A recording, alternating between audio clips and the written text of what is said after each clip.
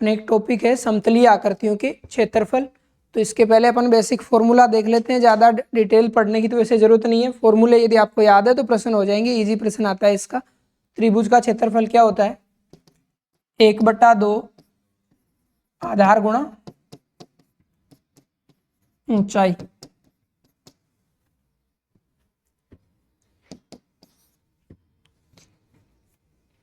यदि मान लो आधार और ऊंचाई ये केवल समकोण त्रिभुज में लागू रहता है, ठीक है ना, तो ऊपर यहाँ पे समकोण त्रिभुज लिख लेना है।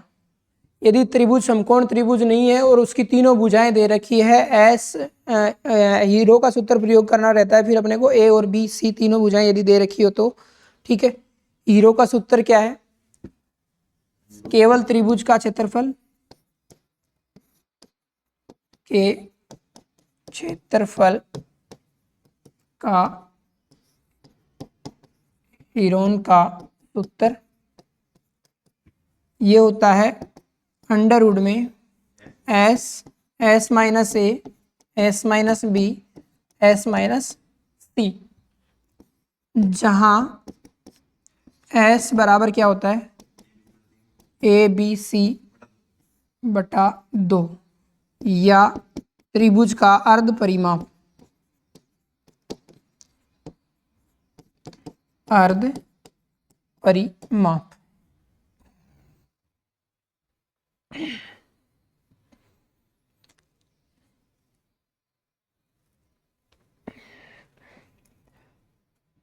यदि त्रिभुज समद्विबाहु त्रिभुज है,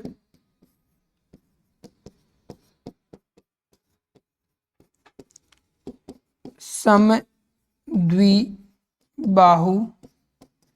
त्रिभुज हो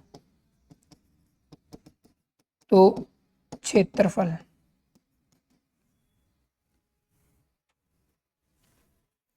b/4 अंडर रूट में 4a² minus b², b/4 minus b²। A B भुजाएं हैं, तीनों भुजाएं जैसे ये त्रिभुज हो, ठीक है, ये बी और ये ए होगी, जहां ए त्रिभुज की समान भुजा है, सॉरी, ठीक है, और बी विषम वाली हो जाएगी। लिख लो इसमें,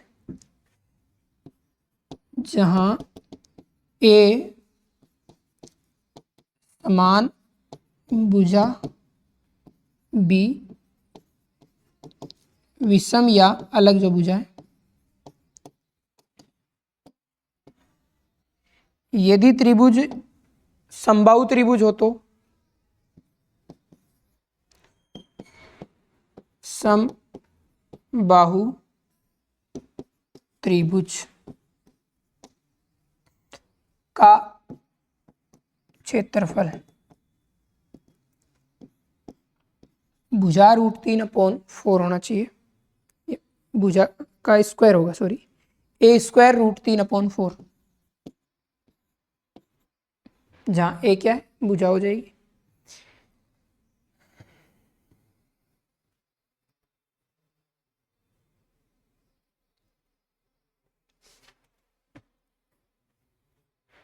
ये त्रिभुज के बारे में है। नेक्स्ट, चतुर्भुज का क्षेत्रफल, हाँ, a²/4 और √3 है, या भुजा का स्क्वायर √3/4 एक ही चीज है।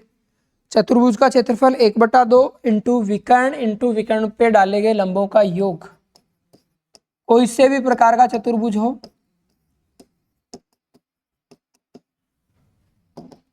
ठीक है, 1/2 इंटू विकर्णों का गुणनफल इंटू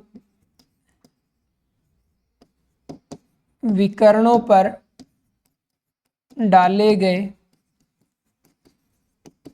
लंबों का योग, ये ब्रैकेट में लिख लेना। यदि चतुर्भुज का कोई सा भी प्रकार नहीं दिया गया है तो आप ये सूत्र प्रयोग कर सकते हो।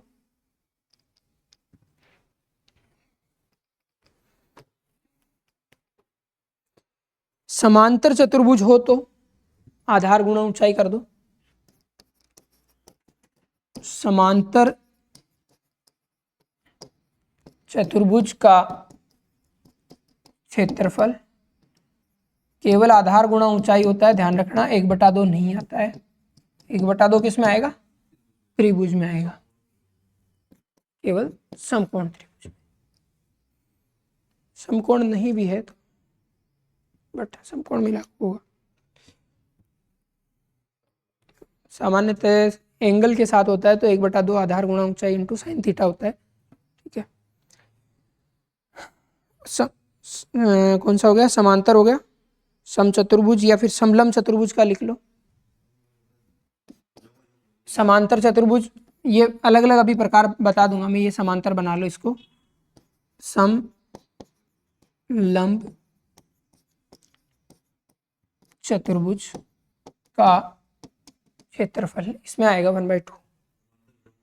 हाँ, समलंब चतुर्भुज का योग 1/2 समांतर भुजाओं का योग इंटू समांतर भुजाओं के मध्य दूरी। 1/2 समांतर भुजाओं का योग, 11 भुजाएं नहीं है। ये निशान किसका होता है? समांतर का। ठीक है, समांतर भुजाओं का योग इंटू समांतर भुजाओं के मध्य दूरी।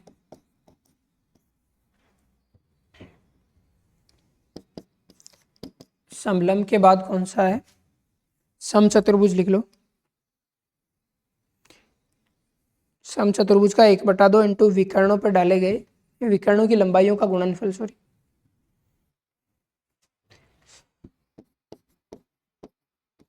समचतुर्भुज चतुर्भुज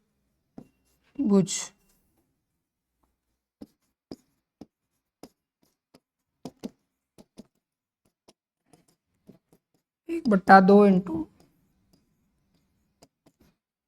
विकर्णों का गुणनफल लिख दो।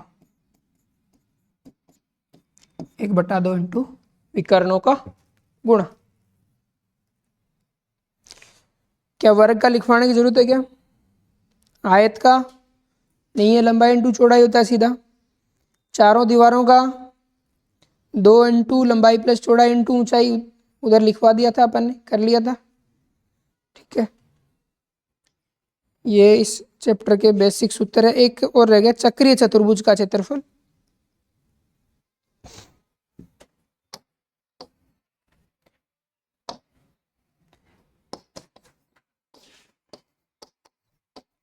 चक्रीय चतुर्भुज का क्षेत्रफल।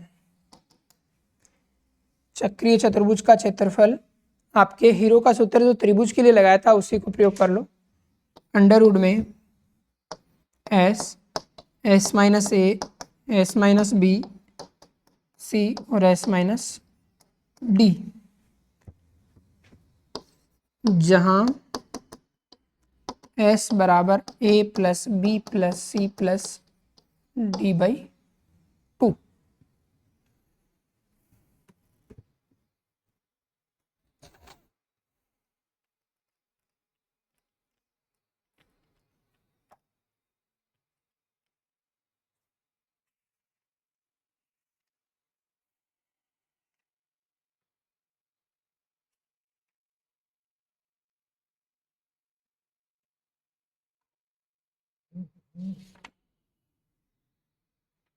चक्रीय चतुर्भुज कैसा होता है?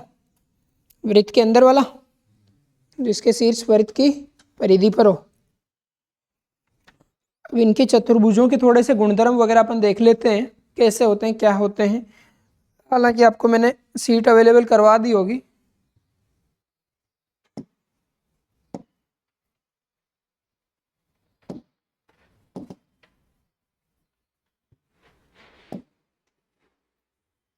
क्या हुआ, नहीं खुल रही क्या? हो रही है। बहुभुज क्या होता है? जिसकी भुजाएं कितनी हो, ऐसा कोई सरल बंद वक्र जिनमें दो या दो से अधिक, दो से तो कोई बंद बनेगा ही नहीं, तीन भुजा होगी तो त्रिभुज हो जाएगा, चार होगी तो चतुर्भुज हो जाएगा, लेकिन उसे अपन एक बहुभुज कह सकते हैं। ठीक है, दो से अधिक रेखाखंडों से निर्मित बंद आकृति क्या कहलाएगी? बहुभुज। बहुभुज जिनका प्रत्येक कोण 180 डिग्री से कम हो उत्तल बहुभुज कहलाता है। ठीक है, ऐसा एक कोई बहुभुज हो जिसका, जैसे ये बहुभुज है, इस, एक सेकंड इधर ही बनाना पड़ेगा क्या, ये मान लो कि कोई सा भी बहुभुज है, आपने ऐसे बना लिया कुछ भी, इसके अंदर के जो कोण है वह कितने होने चाहिए? 180 डिग्री से कम होने चाहिए। ऐसे याद नहीं रहे तो ऐसे याद रख लो कि उत्तल बहुभुज, बहुभुज के दो प्रकार होते हैं, उत्तल और अवतल। ठीक है, यदि आप विकर्ण बना रहे हो और सारे विकर्ण उसके अंदर आ रहे हैं, ठीक है, तो वह कौन सा होगा? उत्तल बहुभुज कहलाएगा। ठीक है, यदि कोई सा एक भी विकर्ण बाहर चला गया तो वह उत्तल ना होकर के कौन सा हो जाएगा?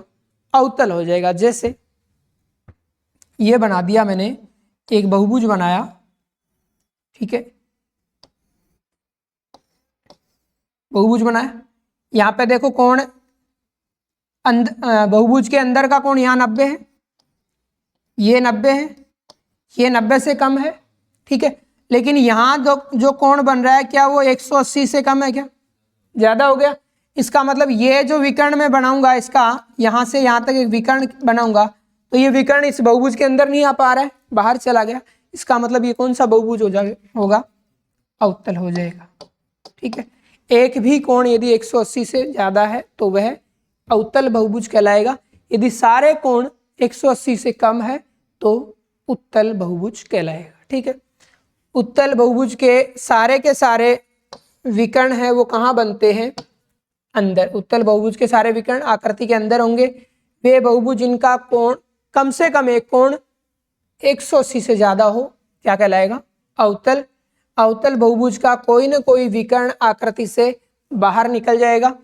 ऐसा बहुभुज जिसकी सभी भुजाएं और समान हो, सभी कोण समान हो, तो उसे कौन सा बहुभुज कहेंगे अपन? सम बहुभुज कहेंगे। ठीक है, ऐसा बहुभुज जिसकी सभी भुजाएं असमान हो या फिर विषम हो तो उसे क्या कहेंगे? विषम बहुभुज। इसके कोण समान हो भी सकते हैं और नहीं भी हो सकते हैं, कोणों की जरूरी नहीं है। ठीक है, विषम बहुभुज के कोण समान हो भी सकते हैं और नहीं भी हो सकते हैं, लेकिन भुजाएं यदि असमान है तो उसे अपन कौन सा बहुभुज कहेंगे? विषम बहुभुज कहेंगे। ठीक है, बहुभुज के सभी बाहरी कोणों का योग, आप कितनी भी भुजाएं खींच करके बहुभुज बना लो, उसके जो बहिष्कोण है उनका योग कितना होगा? 360 होगा। बहिष्कोण कौन से होते हैं? बाहर की साइड बनने वाले। ठीक है, इसको भी आगे खींच दिया, ये कोण, इनका योग करोगे तो कितना आना चाहिए? 360। भुजाएं आप कितनी भी ले सकते हो। ठीक है, सभी बाह्य कोणों का योग 360 होता है। सम बहुभुज का प्रत्येक बहिष्कोण भी क्या होगा? समान होगा। बहुभुज के सम बहुभुज के प्रत्येक बहिष्कोण का मान निकालना हो तो क्या करोगे? बहिष्कोण समान है, 360 में जितनी भी भुजाएं उनका भाग दे दो। मान लो कि मुझे समबाहु त्रिभुज है एक, तो उसके प्रत्येक बहिष्कोण का मान निकालना है, तो क्या करूंगा? 360 में कितने का भाग दे दूंगा?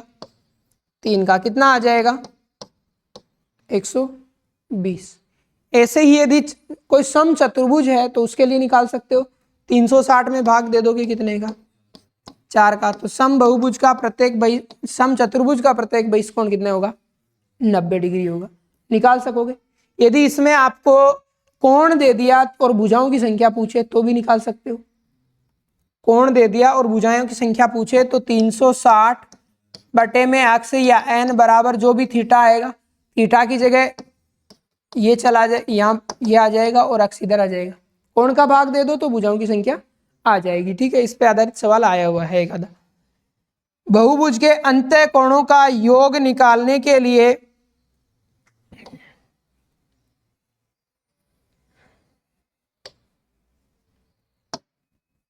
किसी भी बहुभुज के अंत्य कोणों का योग का फॉर्मूला n-2 इंटू 180 होता है। जैसे n का मान 3 रखें तो अपने को पता है त्रिभुज के लिए 180 डिग्री होता है, चतुर्भुज के लिए 360 होता है। तो क्या सूत्र सही है क्या? n का मान 3 रखोगे, 3 - 2 इंटू 180, 1 इंटू 180 कितना आ जाएगा? 180 आ जाएगा, त्रिभुज के लिए सही है। 4 रखोगे तो 4 - 2 इंटू 180, यानी 2 इंटू 180 करोगे तो 360 हो जाएगा। पंचभुज के लिए पूछे तो 5 - 2 यानी 3 इंटू 180 कर दोगे तो 540 हो जाएगा, निकाल सकते हो। ठीक है, बहुभुज में विकर्णों की संख्या अच्छा सूत्र है, पूछा जा सकता है n-3 इंटू अपॉन में 2। ठीक है, इसी बहुभुज में यदि 10 भुजाएं हैं तो विकर्णों की संख्या कितनी होगी? 10 इंटू 7/2 यानी कि कितने होंगे? 35। कितने विकर्ण होंगे उसमें? 35 विकर्ण होंगे। ठीक है,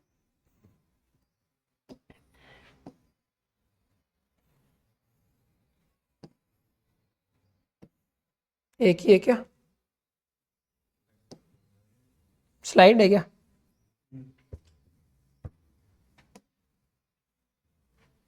फिर आते हैं समलम चतुर्भुज।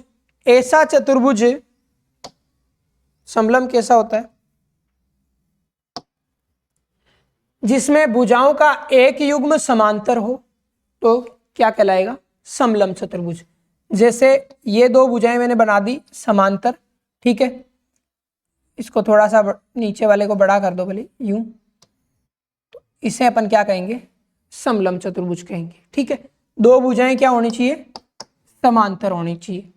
यदि समलम चतुर्भुज में असमांतर भुजाओं की लंबाइयां भी समान हो तो इसे समद्विबाहु समलंब चतुर्भुज कहते हैं। ठीक है, समलंब चतुर्भुज के असमांतर भुजाओं के मध्य बिंदुओं को मिलाने वाली सरल रेखा दो समांतर भुजाओं के योग के आधे के बराबर होती है। क्या करना चाह रहा है? देखो, समलंब चतुर्भुज में असमांतर भुजाएं, ये मान लो कि ए और बी समांतर है, सी और डी असमांतर है। ठीक है, तो ये कह रहा है कि असमांतर भुजाओं के मध्य, असमांतर कौन सी?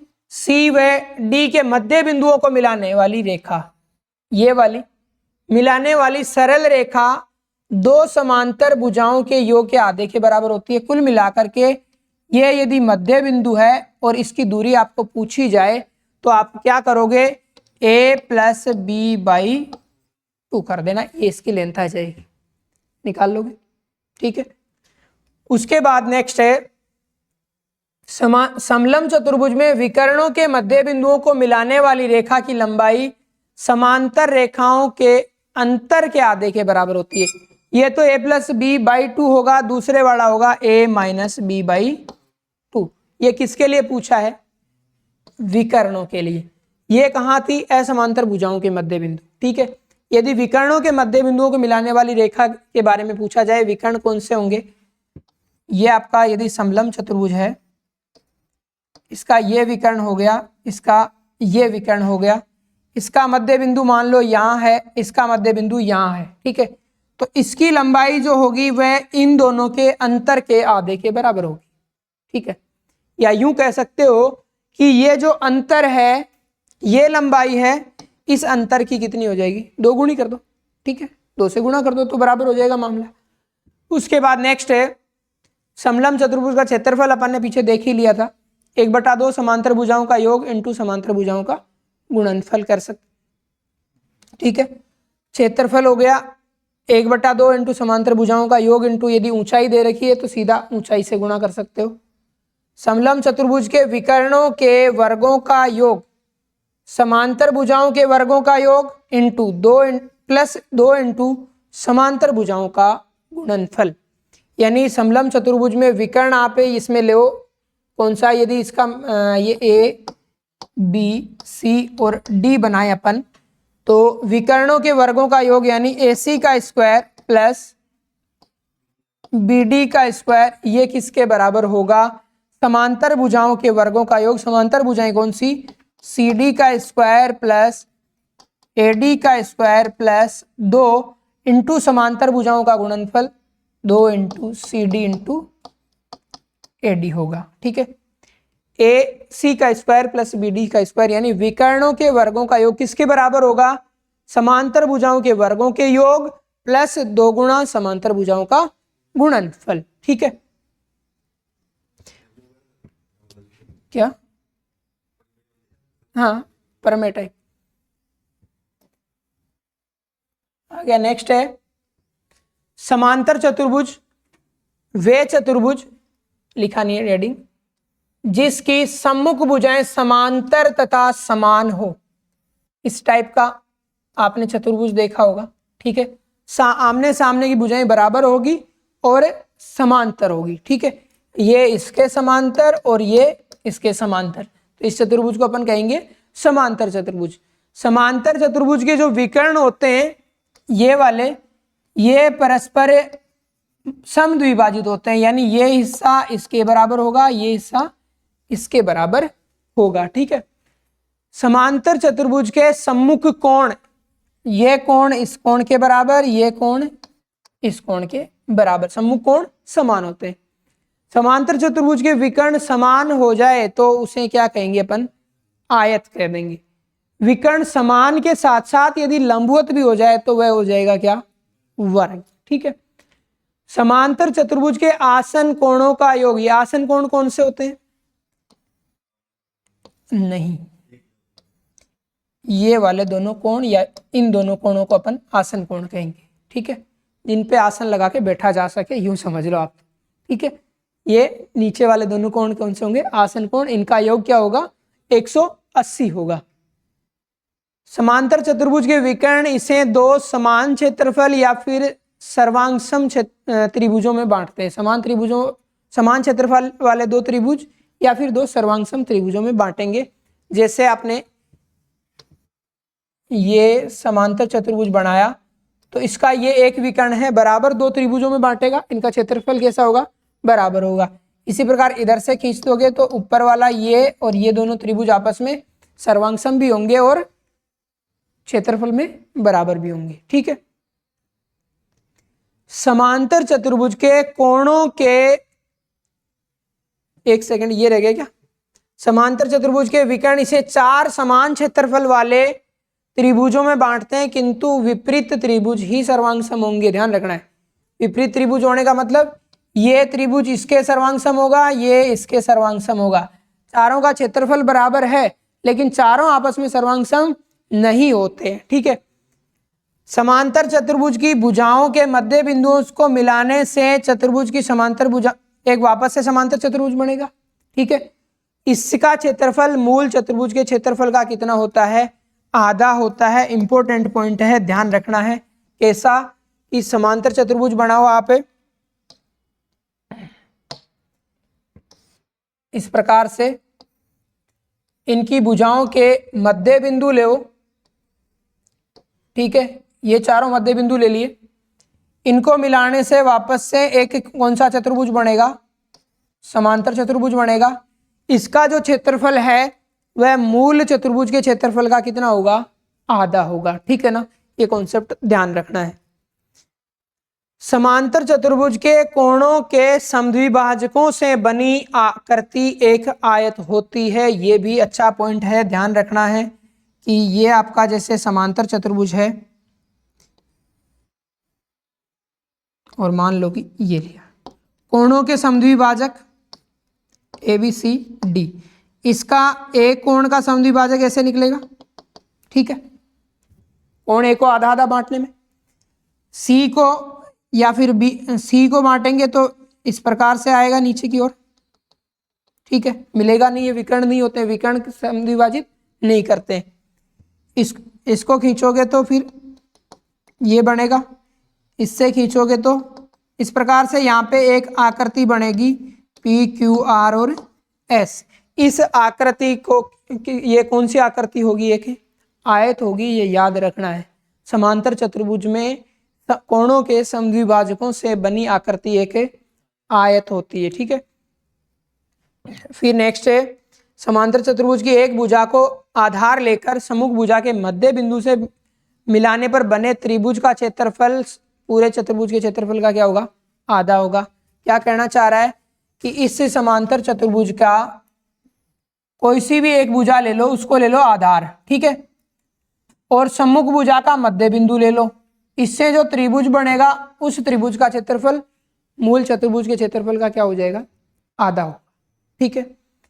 फिर है समांतर चतुर्भुज की आयत हो गया, फिर आधा। उसके बाद समांतर चतुर्भुज की दो आसन भुजाओं की लंबाइयां क्रमशः ए व बी, इनके मध्य कोण फाई हो तो क्षेत्रफल इसका ए बी साइन फाई होता है।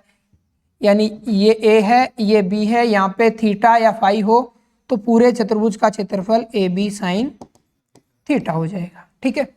वैसे लंबाई इंटू चौड़ाई होता है क्षेत्रफल समांतर चतुर्भुज का। यदि एंगल दे रखा है तो क्या हो जाएगा, साइन थीटा साथ में आ जाएगा, ठीक है। समांतर चतुर्भुज के विकर्णों की लंबाइयां क्रमशः यदि d1 व d2 हो,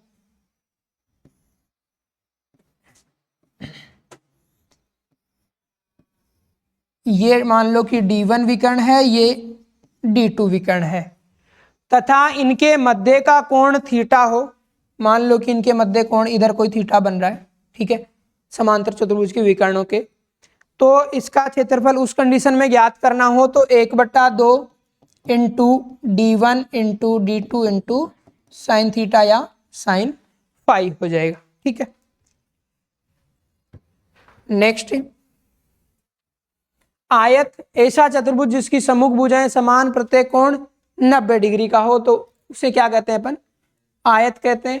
विकर्ण परस्पर समद्विभाजित होते हैं, विकर्णों की लंबाइयां समान होती हैं, आयत का एक विकर्ण उसे दो समान त्रिभुजों में बांटेगा, सिंपल सी बात है। आयत के विकर्ण संपूर्ण आयत को 4 समान त्रिभुज, समान क्षेत्रफल वाले त्रिभुजों में बांटेंगे। आयत में स्थित किसी बिंदु से सम्मुख शीर्षों को मिलाने से बने त्रिभुज में से सम्मुख स्थित त्रिभुज का योग समान होता रहता है। क्या कहना चाह रहा है, आयत में मान लो बीच में कोई सा भी बिंदु ले लिया आपने, ये आयत है आपका, ठीक है, इसको यहां पे कोई बिंदु ले लिया, इसके बीच में P। आयत में स्थित किसी बिंदु से सम्मुख शीर्षों को मिलाने, सम्मुख शीर्ष मिला दिए, इसको मिला दिया और इधर इसको मिला दिया, सम्मुख शीर्ष इसके यही होंगे। मिलाने से बने त्रिभुजों में से सम्मुख त्रिभुजों का योग समान होगा। मतलब इन दोनों का जब योग करोगे तो ये योग और ये योग आपस में कैसे रहेंगे, बराबर रहेंगे, ये कहना चाह रहा है ये, ठीक है। यानी इसमें आप यदि नाम दो ए बी सी और डी, तो त्रिभुज ए पी बी प्लस त्रिभुज आपके सी पी और डी, इसका मान किसके बराबर हो जाएगा, त्रिभुज ए पी डी प्लस त्रिभुज बी पी सी के। यानी ये वाला इन दोनों त्रिभुजों का योग इन दोनों त्रिभुजों के योग के क्या होगा, बराबर होगा। आयत के बीच में कोई सा भी एक बिंदु ले लो, उससे सम्मुख शीर्षों को मिला दो, तो जो त्रिभुज बन रहे हैं आमने सामने के त्रिभुजों का योग है वह बराबर रहता है, ठीक है। उसके बाद आयत की भुजाओं के मध्य बिंदुओं से मिल बनी आकृति, पहले क्या आई थी, अभी आयत आई थी ना, लेकिन जब आयत के अंदर ही बात करें तो कौन सी आकृति बनेगी, समचतुर्भुज बनेगी, ठीक है। आयत के भुजाओं के मध्य बिंदुओं को मिलाने वाली, वहां पे क्या था, कोणों का समद्विभाजक था, ठीक है ना, ध्यान रखना है। आयत की भुजाओं को, ये आयत है, इसकी भुजाओं को यदि मध्य बिंदु लेवें, मिलाने से कौन सी आकृति बनेगी, समचतुर्भुज बनेगी।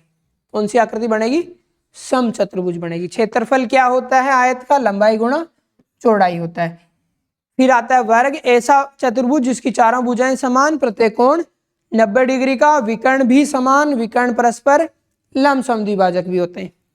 विकर्ण परस्पर समद्विभाजक होते हैं। वर्ग के विकर्ण वर्ग को 4 सर्वांगसम त्रिभुजों में बांटते हैं, ठीक है। वर्ग के आंतरिक बिंदु को शीर्ष से मिलाने पे बने विपरीत का समान होता है, सेम आयत वाली कंडीशन है। वर्ग की भुजाओं के मध्य बिंदुओं को मिलाने से पुनः एक वर्ग का ही निर्माण होता है। इसमें आयत में तो क्या बन रहा है, समचतुर्भुज बन रहा है, इसमें भुजाओं के मध्य बिंदु लेओगे तो क्या बनेगा, वर्ग बनेगा, ठीक है। वर्ग की किसी एक भुजा को आधार मानकर सम्मुख भुजा के मध्य बिंदु से मिलाने पर बने त्रिभुज का क्षेत्रफल वर्ग के क्षेत्रफल का क्या होगा, आधा होगा। सेम ये चीज किसमें लागू थी, समांतर चतुर्भुज में भी थी, ठीक है ना। क्षेत्रफल भुजा स्क्वायर होगा या भुजा गुणा भुजा, परिमाप 4 गुणा भुजा, ये है अपना कौन सा, वर्ग। फिर नेक्स्ट आता है समचतुर्भुज, ऐसा चतुर्भुज जिसकी सभी भुजाएं समान हो, कोण 90 होना जरूरी नहीं है, ठीक है ना। समचतुर्भुज के विकर्ण परस्पर लंब समद्विभाजित होते हैं, ध्यान रखना है। विकर्ण शीर्ष कोणों को भी क्या करते हैं, समद्विभाजित करते हैं। आयत में जरूरी नहीं है, समांतर चतुर्भुज में जरूरी नहीं है कि समद्विभाजित करे सम्मुख कोणों को। समचतुर्भुज की चारों भुजाओं के मध्य बिंदुओं को मिलाने से बनी आकृति क्या होती है, आयत होती है। समांतर चतुर्भुज में तो कोणों का मध्य बिंदु लिया था या समद्विभाजक लिया था, यहाँ पे समचतुर्भुज की भुजाओं को मध्य बिंदु लेकर के बनाते हैं तो आयत बनता है। सम्मुख कोण समान होंगे, आसन कोणों का योग 180 होगा। फिर इस समचतुर्भुज के शीर्षों को सम्मुख भुजाओं के मध्य बिंदुओं से चक्रीय क्रम में मिलाने पर बने चतुर्भुज का क्षेत्रफल मूल चतुर्भुज का 1/5 भाग होता है। ध्यान रखना है, सामान्यतः आधा ही आता है, लेकिन ये स्पेशल पॉइंट है, ध्यान रखना है।